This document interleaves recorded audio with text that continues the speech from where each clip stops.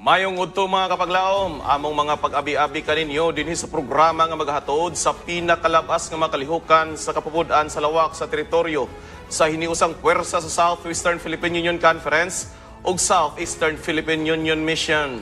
Karong Nobyembre 22, 2025, among ihatudya kaninyo mga pinakalabas nga mga balita nga nagsabwag sa kamatuoran ug nagdalaw na kong paglaom uban ng puwersa sa katawan sa Dios. Kini kapaglaom, Analiza La Victoria.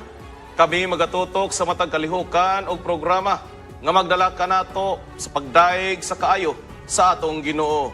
Kining yubos nga igsoon, makardayham.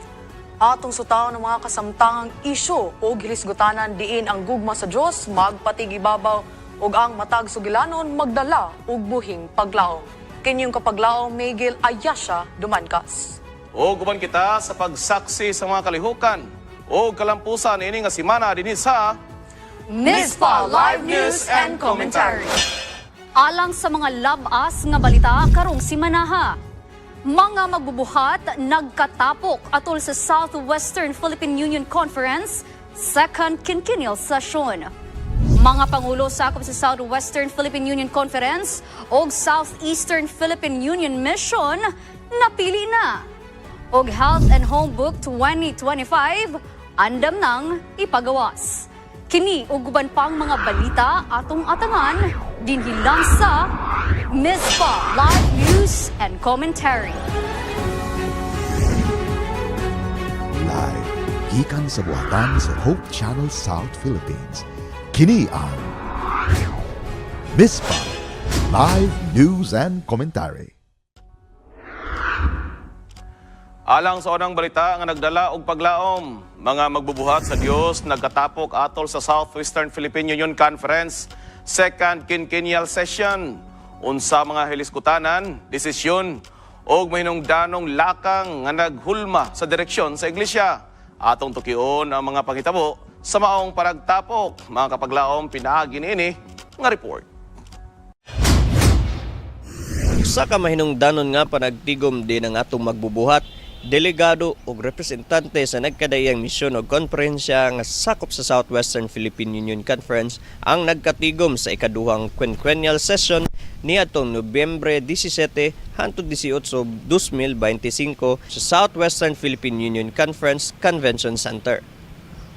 Sa buntag nga devotional, si Southern Asia Pacific Division President Pastor Roger O. Caderma mikutlo usab sa upat ka prioridad sa Seventh-day Adventist Church na mao ang communion with God, identity in Christ, community in the Spirit, mission for all. Opisyal nga nangabli ang panagtigom sa Southwestern Philippine Union Garden Church. Kini ang kalihukan nga ginahimo matag upat ka tuig, mihatag og direksyon sa paghisgot sa nagunang pulisiya, pagpaligon sa tumong sa iglesia alang sa umaabot nga quinquennium ug pagpili og bag-ong pangulo sa organisasyon. Ang atong policy nga kinahanglan magpili gyud ta og opisyale sa iglesia kada 5 ka tuig, that's quinquennial, kada 5 ka tuig. So in other words, niadtong 2022 23 nahimo ang atong special constituency to pag bifurcate mo na nakapili tag mga opisyalis, mo na hino na nakaabot mi dinhi. Pero ang tinuod lang, 5 gito ka tuig unta. But because of the COVID, mutong na delay ang atong election. Pero karon gisugdan nato ni ibalik na po nato sa quinquennial meeting, constituency meeting after 5 years. Nga kada 5 ka tuig magpili tag opisyalis sa iglesia. Muna karon mahuman na po ng atong term karon na pong 2030. Unya maghimo na po tag third quinquennial session for SWPUC. Ang Southwestern Philippine Union Conference Second Quinquennial Session nagpabiling milestone sa pagpaligon sa pagdumala, panagiusa ug misyon sa iglesia sa habagatang Mindanao. Kini si Rema Napa alang sa Mispa Live News and Commentary. Dagang salamat sa maong report. Mga pangulo sa Southwestern Philippine Union Conference ug Southeastern Philippine Union Mission napili na. Atong sayro na mga bag-o natong mga lireres, pinagi ni nga report. Usa ka importante nga lakang alang sa simbahan ang nahitabo karon human gipahibalo ang bag-ong napili nga mga lideres sa Southwestern Philippine Union Conference ug Southeastern Philippine Union Mission nga mag-alagad sulod sa sunod nga 5 ka tuig.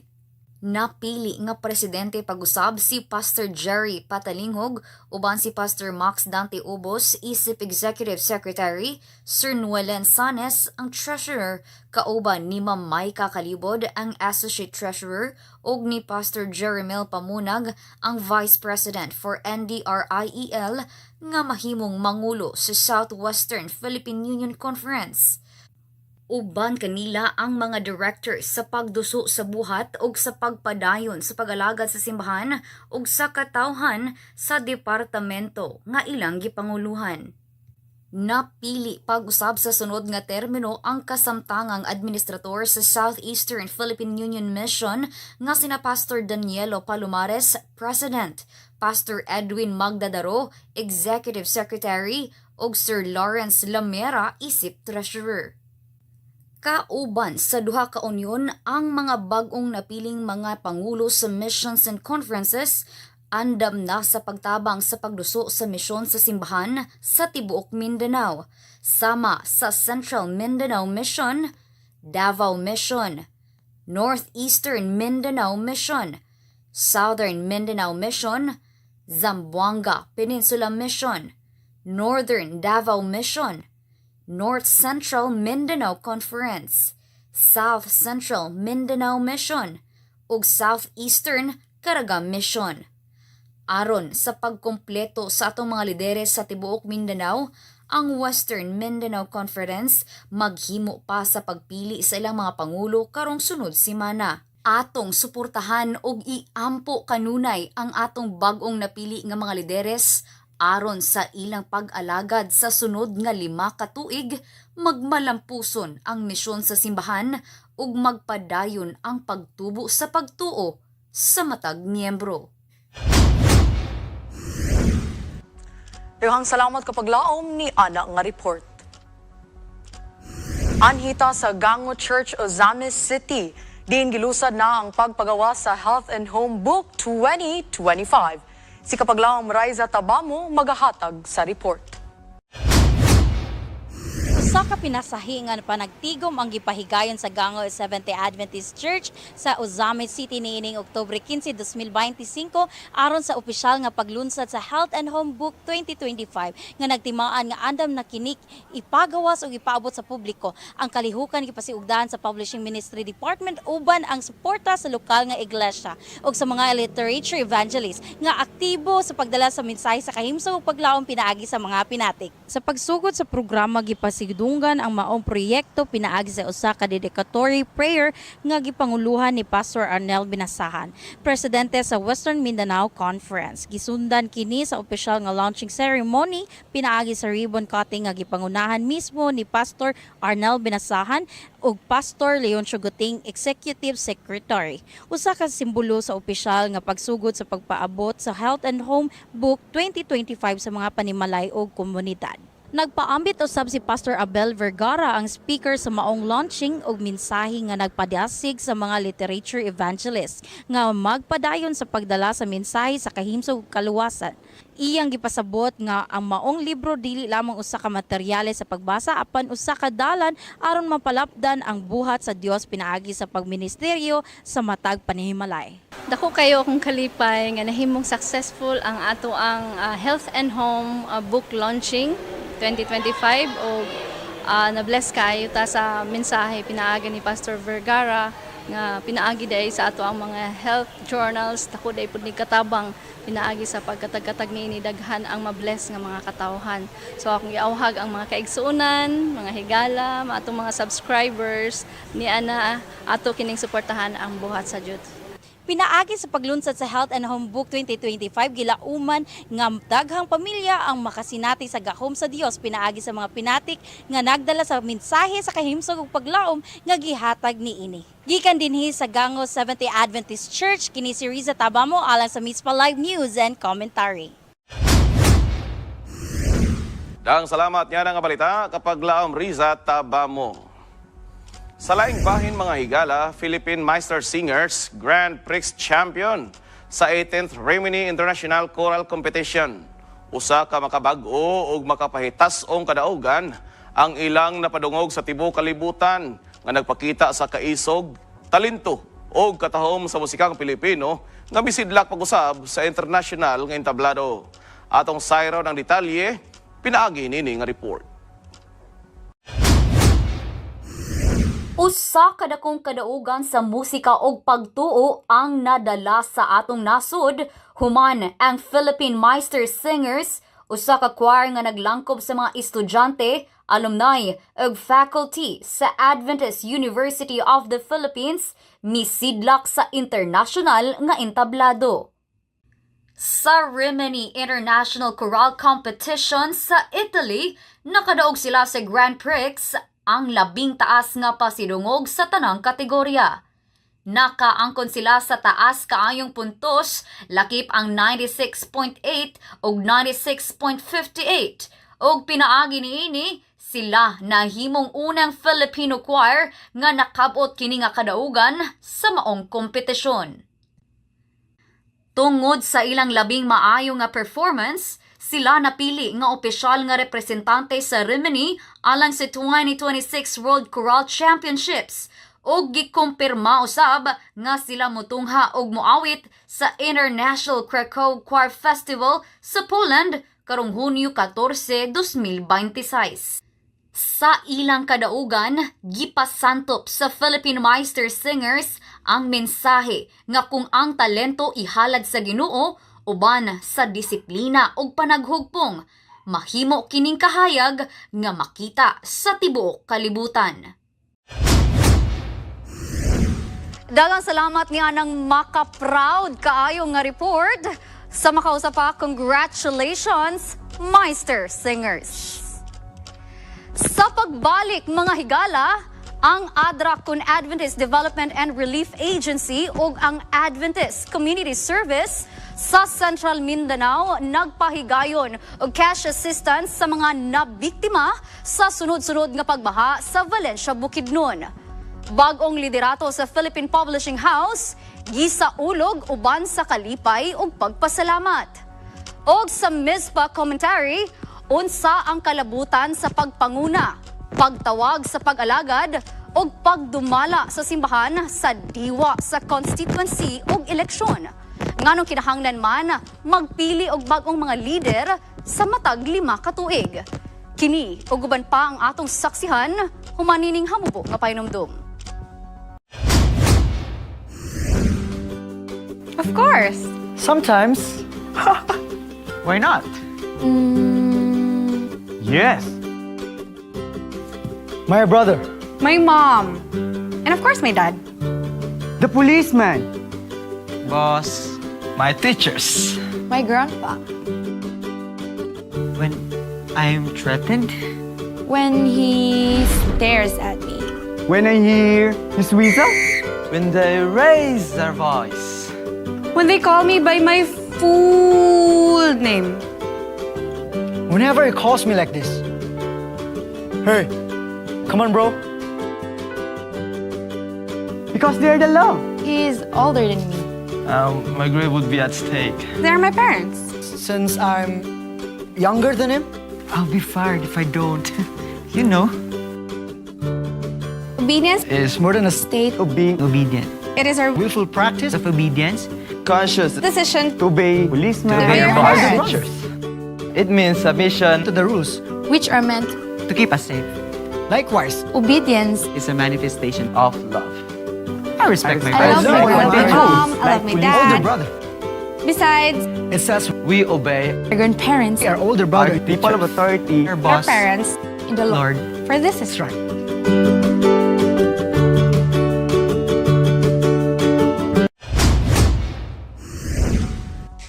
Daghang salamat niya na nga pahinumdum. Mga higala, karong simanaha ang atong iglesia na busy gayod sa nagkadaiyang constituency meeting sa Union ngadto sa mga conferences ug mission. Apan unsa man gayod ang katuyuan niini nganong kinahanglan man gyud ta mo pili og bag-ong mga pangulo ug unsay kalabutan niini sa atong pagalagad ug pagdumala sa simbahan.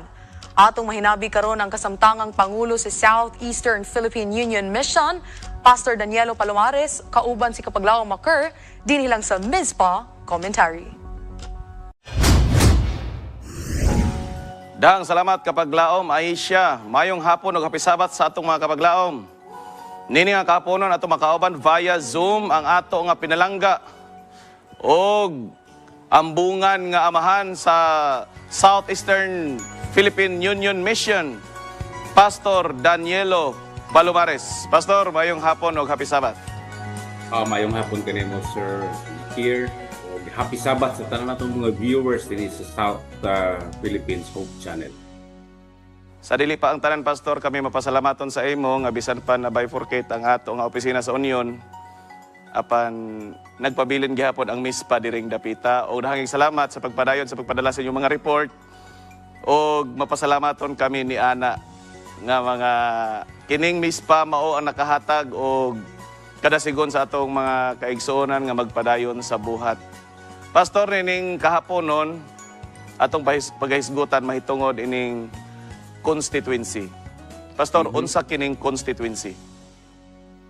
Actually, kining constituency, usa ni siya ka regular nga ecclesiastical exercise diin ang atong mga kaigsuonan magatapok, mag-meeting aron sa pagpundar na pod sa lain nga mga plano sa sunod nga mga katuigan. Ang ato magong iglesia, Sir Maker, doon na ni siya upat na level of organizations na ay local church, na ay local mission and conference, then union mission or union conference, dayon ang atong general conference. Now, tungod kay ang ato ang iglesia, doon ay gitawag nga representative form of governance, kinahanglan gyud nga naa tay mga constituency meetings aron ang gikan sa taas nga mga programa ma-download nato paingon ngadto sa ubos ug ang gikan pud sa ubos nga mga plano, mga suggestion, ingnon ta ang ilaha pong mga mulo baka ila pong mapadangat ngadto sa taas. So mo na nga naa gyud tay gitawag nga constituency meetings nga atong ginahimo sa iglesia. Salamat kay na Pastor. Pastor, nganong kinahanglan gyud ang atong iglesia niining constituency meeting? Mao mo na siya ang pamaagi nga kini bitaw, for example, ang usa ka local church do na siya ipaabot nga concern, no, ngadto sa taas. So iya gyud ang ipaagi din ha kay aron nga ang iyahang voice, ang iyahang tingog madunggan sa iyang second level of organization, o for example gikan sa local church isaka niya ngadto sa local conference. So aron madunggan kana the proper forum kanang gitawag nato nga constituency meeting. Bot pasabot kung sa gawas pa nga organisasyon like sa mga korporasyon, doon ay gitawag nga membership meetings o kanang gitawag din ha nga mga stockholders meeting in the case of a stock corporation. So vital gyud ni siya, sir, no, di siya pwede nga wala ni siya kay kung wala constituency meetings ang mahitabo maputol ang link sa atong churches from top to bottom or from bottom to top. Kini Pastor nagpakita lang gyud nga ang ato nga iglesia usa kini siya ka organized church. Pastor, yeah, that's it. Pastor, sa 5 ka tuig ga-change kita og mga leaders. Pero unsay purpose nganong ilisan ang ato nga mga leaders? Actually na ipanultihon, Sir Maker, sa gawas bitaw nga matud pa nila 5 years could be too long for a bad leaders and 5 years could be too short for a good leader. Now, sa leadership manggod, this works both ways, no? Pananglitan ang church wala na nakauyon sa leader, so malipay ta nga na ay term, no, o 5 years. Ikaw pud nga leader, pananglitan burn out na ka, wa na kay kaya o tingali nahurot na gyud ang imong gas sa imong leadership ability. So maka-repose po ka, maka-relax po ka kay naaman siya term. Muna giingon nga diri sa kalibutan, sir, wala gyud siya forever. So we are given 5-year term sa ato ang iglesia para nga in every 5 years maka-reconstruct ang usa ka leader, ang simbahan pod makahimo siya og mga strategy nga mas mapagwapo pa gyud ang mission sa atong iglesia.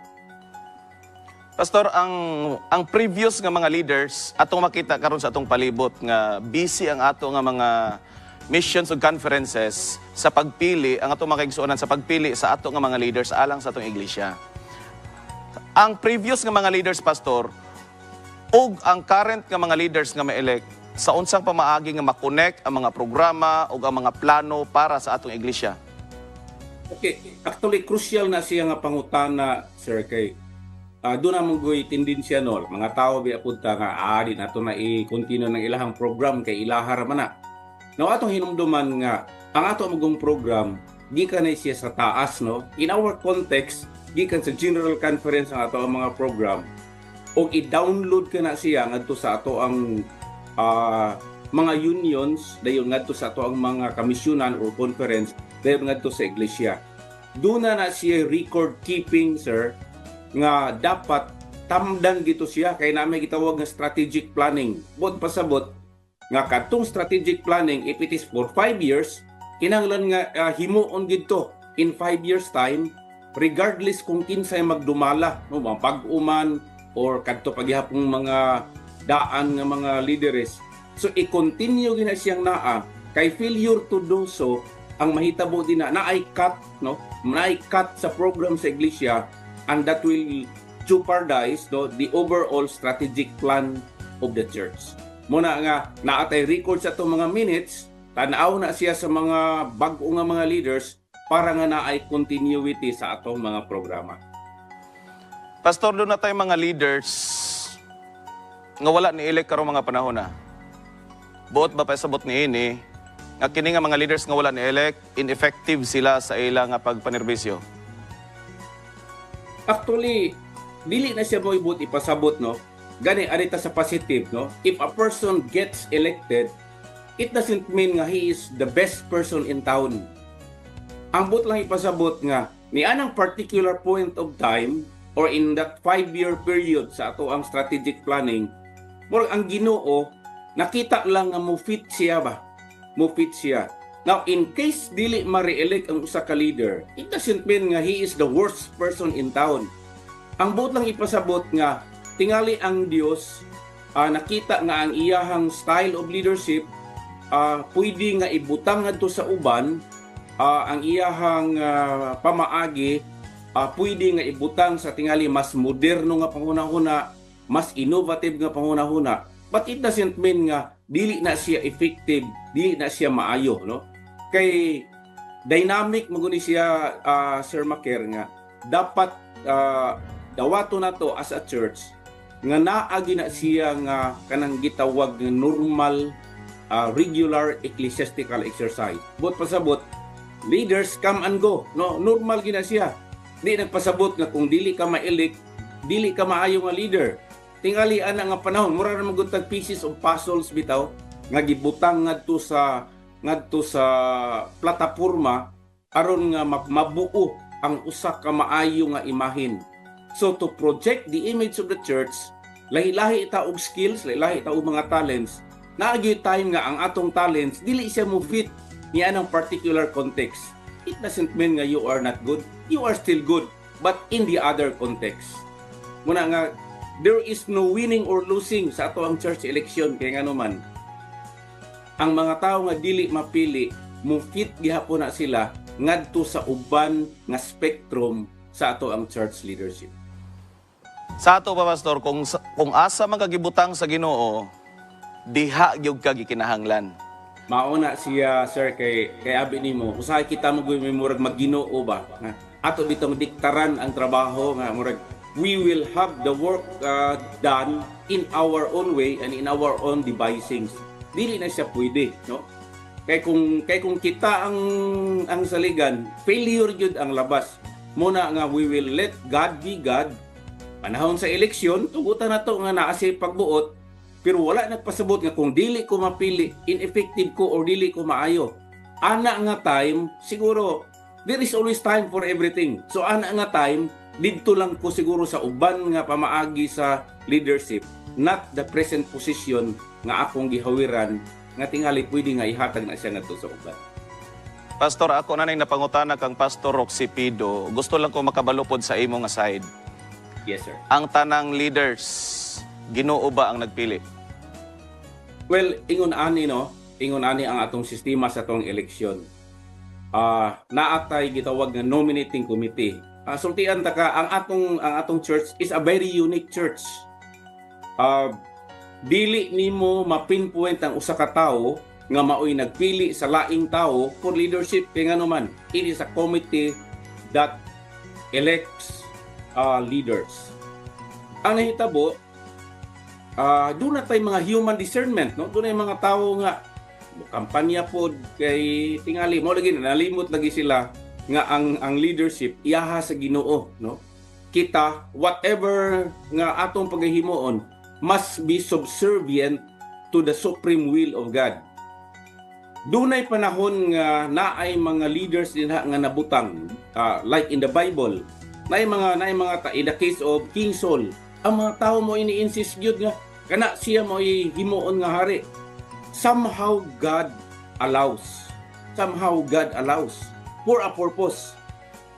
Pero in general sa atong iglesia, no, we fully believe nga ang tanan mga leaders nato gipili yun sa Ginoo.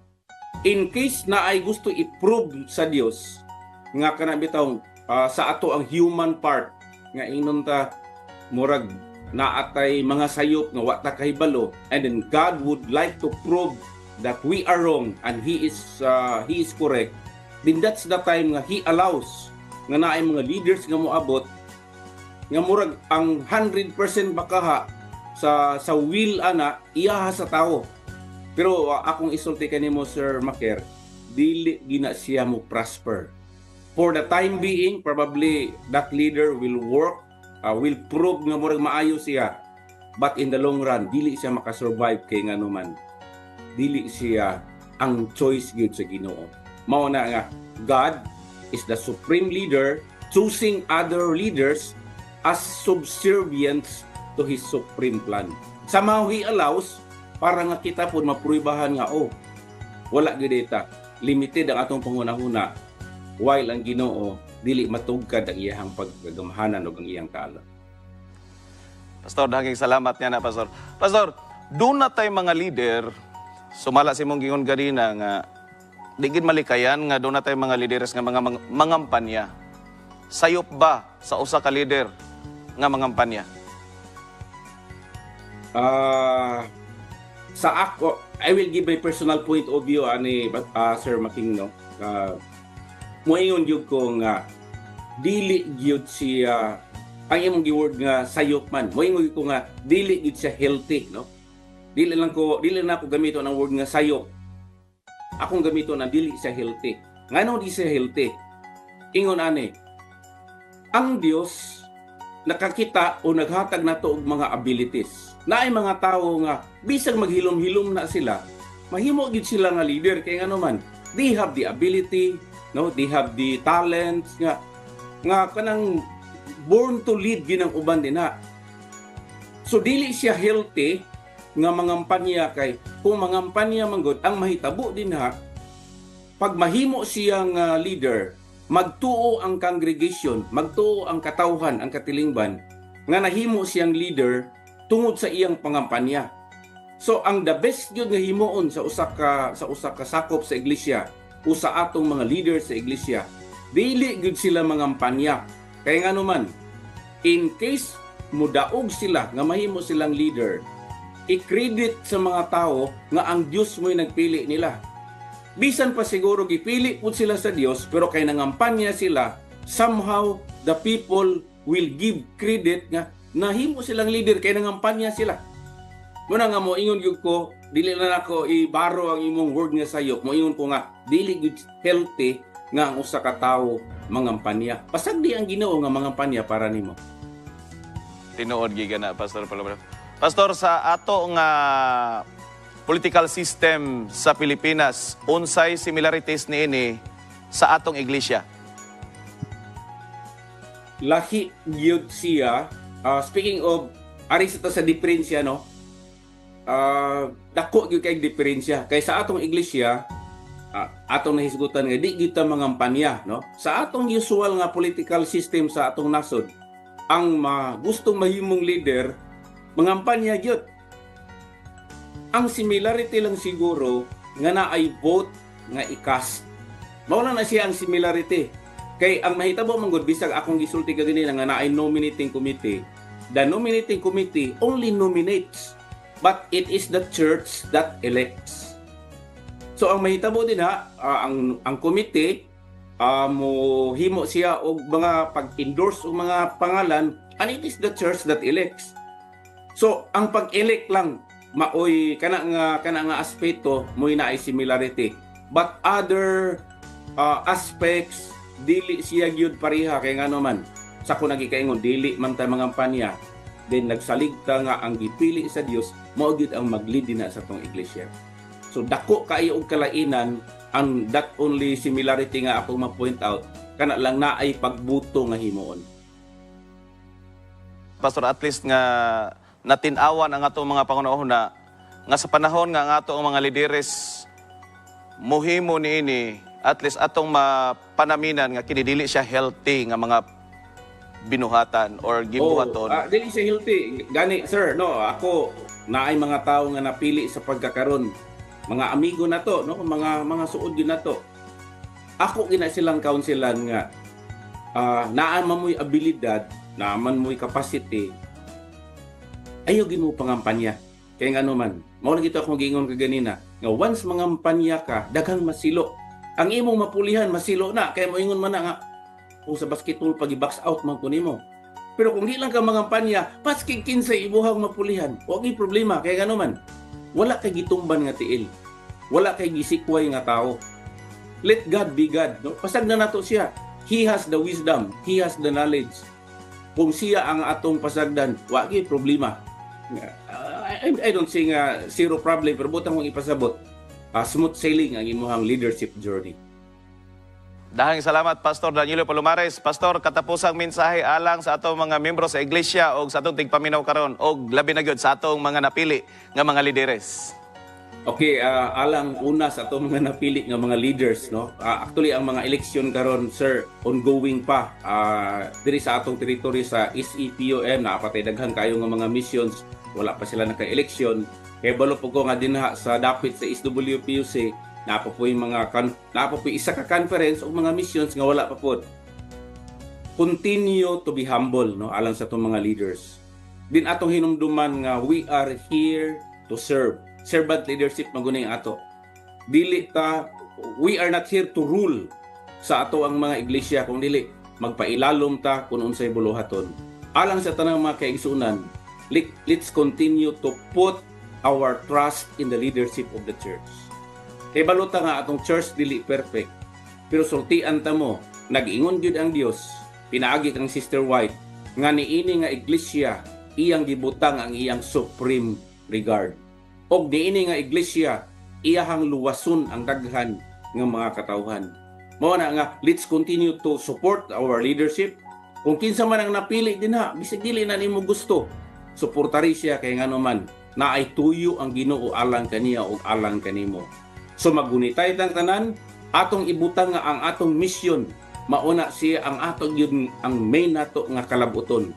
Kining atong leadership style, kining ato ang proseso sa constituency, kining atong ginahimo, these are all means to an end.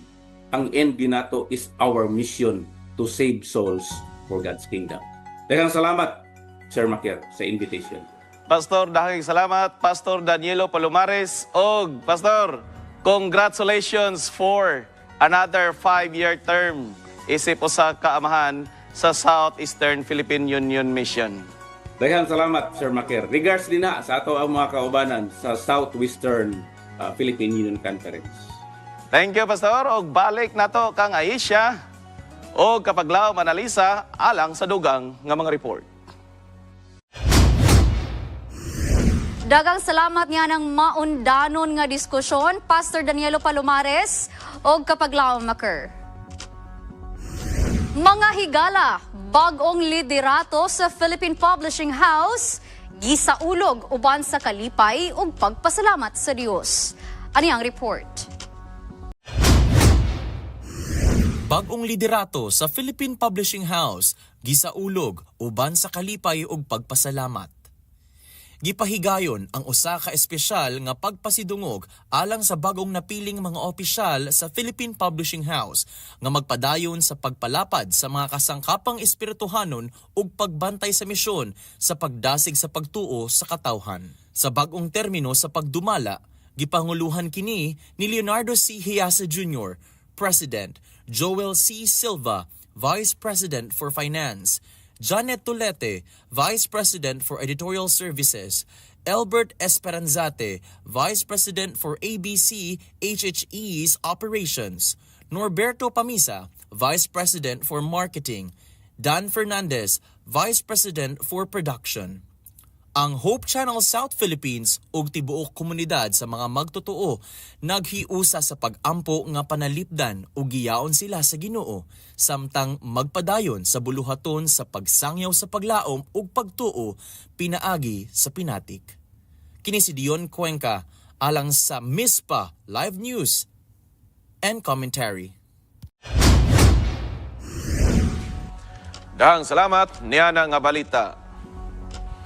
Anita sa atong balitang panahon. Weather outlook this week mga igsoon. Atong kumustahon. Anias kapaglaom Miguel Aisha. Nga adunay tips og hugot nga dala. Dinhilang sa MISPA nahon.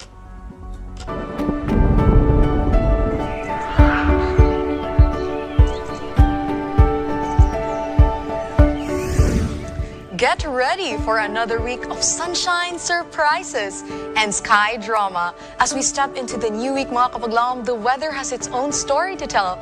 From warm mornings to breezy afternoons and possible showers that might catch us off guard. Stay tuned and stay prepared.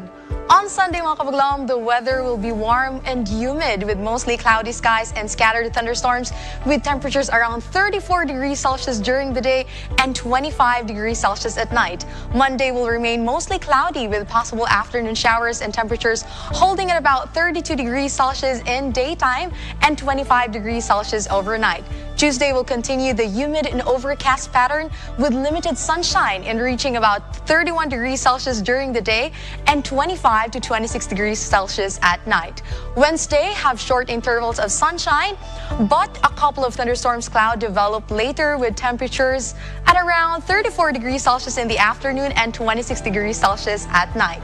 Thursday, mga kapaglaom, is expected to be rather cloudy with increased chances of afternoon rain, bringing temperatures near 34 degrees Celsius in the day and 25 degrees Celsius at night.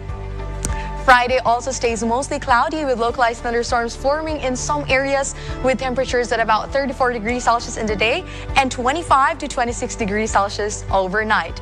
By Saturday, skies remain cloudy with widely scattered thunderstorms and slightly cooler night air, reaching around 34 degrees Celsius during the day and dropping to about 21 to 22 degrees Celsius at night. Expect the sun to set on Friday and Saturday at 5:20 p.m. Kapaglaom, sometimes the simplest health tips are the one we ignore, and one of the best is this. Stop eating when you're about 80% full.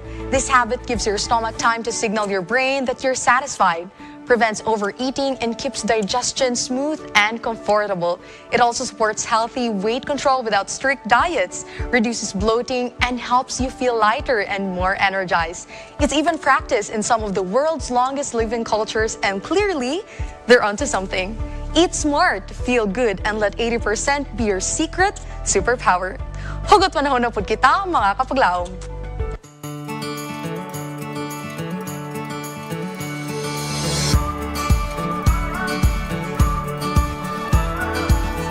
Sa pagkaon, undang tapag 80% full. Kay kung pugso nimo hangtod busog kaayo, sakit sa tiyan. Pariharagod sa gugma kung pugso nimo ang taong di ganahan nimo, sakit sa kasing-kasing. Ayaw padayon kung di nasakto, kay basin ikaw ray mapuno og luha, dili imong plato. In Proverbs 25:16 it says, if you find honey, eat just enough, too much of it, and you will vomit. This verse teaches us the power of moderation and self-control. Even something sweet like honey can harm if overindulged. This applies to food, emotions, and life's pleasures. Knowing your limits prevents discomfort and pain. It reminds us to stop before excess takes a toll on our body or heart. True enjoyment comes not from overdoing mga kapaglaom, but from balanced, mindful choices. Ayo Miguel Ayasho Bangkas nagapahinumdom, maskin unsang panahon, pahiyom. Kay kita may Ginoo rason ang matag-adlaw, matahom. Till we meet again, diri lang sa Mispa, nahon. Dagang salamat sa mga weather update kapag laom ayesya og sa tips nga mga kapag laom 80% regular day ita, di ba kapag laom ayesya? No, so like what I've said earlier, kapag laom, no, everything is okay naman good, but in moderation. Apil na gid, isa na gid ka example ato kapag laom ang ato nga cellphones. Exactly. Actually, ako, recently lang yun ako nabalaan mga kapag laom po, no? Nga, dili day maayo nga i-overcharge. Like, 100% ang ato nga pag-charge. 80% regular day is enough already. Daw be kay git-charge niya natulog man ka. Mauna. Pagkaugma Nabuntagan. 100% na. Mo Pero na, dili na gid maayo kapag laom. Nga mag-charge, matulog. Before matulog. unya as direta sa pagkaon. Pila to ka percent? 80%. 80%. Ikaw kapag laom, di ko mo tuong 80% na kapag laom. Maninuod bang ka kapag laom? Kaya sa ako murag 80% lang, murag sobra 100% kasi siguro ako ginatulad sa kuntiyan. Muna mga kapag laom, no, nga importante gid kayo ang self-control. Tinuod ka na. Kanang sakto lang gid kapag laom. And speaking of kanang sakto lang pud og dili pa sobra, ang katong commentary na to kapag laom ba nga katong gi-mention ni Pastor Palomares ganiha nga kanang mao ginanga ga-elekta kay kanang di basin dili na effective karon sa kadugay ana bitaw kapag laom. Doon na tayo mga leaders nga kung gikuha ka diha nga posisyon, buto pasabot nga didto ka i-assign sa posisyon nga mas effective ka. So doon na tayo mga leaders karon nga makurat ka kapag lauman. Nga, uy, si kuan na ang nasulod diha nga posisyon. Asa ni si Kuan? Pero sumala pa ni Pastor Palomares nga kining tanan gitugutan gini sa Ginoo tanan. O giampuan ni sa atong mga leaders sa dili pa sila, sa wala pa sila naghimo sa maong eleksyon. O congratulations sa atong mga napili. Mga bagong mga admin sa matag missions and conferences. And congratulations among mga pag-ampo sa tanan-tanan nga mga lideres nga napili for the next 5 years. Next 5 years. Yes, Another taas-taas. kinkinyom. Og mga higala, mao kadto ang atong nakalap nga mga balita. Atong nasaksihan ang naglalaing mga positibong balita og mga sugilanon sa paglaom kini ubos nga igsuon, Makerdayham. Sugilanon nga makahatag ka nato og kadasig og kalig-on sa atong pagtuo. Kini inyong kapaglaom Miguel Ayesha Dumancas. Sa kanunay ng hinaot nga ang pulong sa gugma magpatigibabaw sa matag usa kanato. Ang Ginoo magauban kanimo og kanako samtang kita magapadayon sa paglawig aning biyahe sa kinabuhi. Pauli sa atong matuod nga puluyanan. Kini kapaglaom Annalisa La Victoria. Hangtod sa sunod higayon, may our Heavenly Father who watches over us Watch over you and me till we meet again here on Mispa Live News and Commentary.